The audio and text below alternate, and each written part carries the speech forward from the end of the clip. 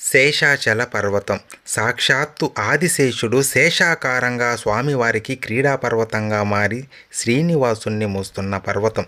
దేవతారూపమైన పర్వతాన్ని శేష విగ్రహ రూపంగా భావించి పాదస్పర్శ మహాపాపమవుతుందని ఎందరో మునీశ్వరులు యోగులు కొండ మీది జలపాతాల్లో స్నానం చేసి స్వామివారిని ధ్యానించి స్వామి దర్శనం చేసుకున్నారు.